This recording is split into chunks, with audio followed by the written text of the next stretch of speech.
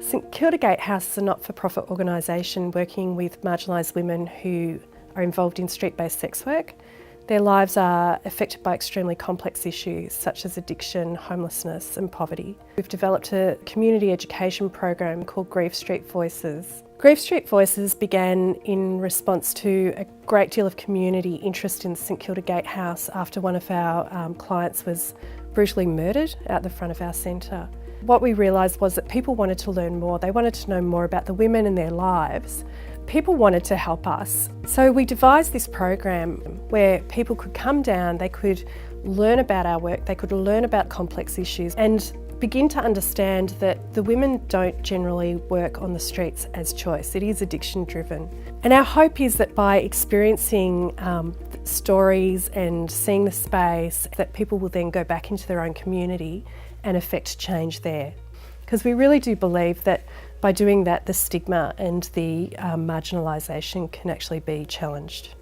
We have schools come out and we also go into schools. We also engage with community groups. So we sometimes go out and speak in churches about the women. We've had about 5 different TAFE groups come down. They've actually even structured a course around St Kilda Gatehouse.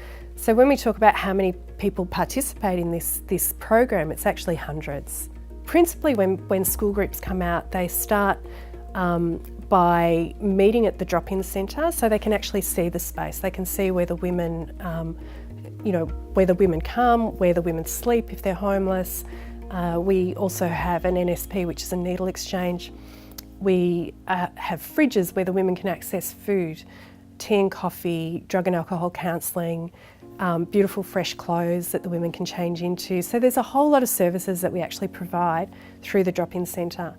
So a group will come in, they'll sit in the drop-in centre and they'll hear how we best sort of support the women. Recently we had a school group come down from Colac. It was a Catholic school group, probably about 15 attended that day. What we would do normally is talk about the women's lives in general, but we would also talk about specific women, de-identifying the women. They fed back that they had no idea, that such things happened. They, for the first time, realised that these issues exist in Australia. We're actually quite passionate about social enterprise, but we also make products to sell. School groups or workplace groups can actually come down here and help us make stock that we can then sell to make funds for the centre.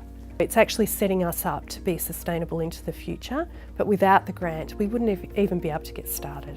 I'd just like to say thank you to the City of Port Phillip. Just without the funding that you've extended to us, we wouldn't be able to have this impact on the participants who come along to experience this program.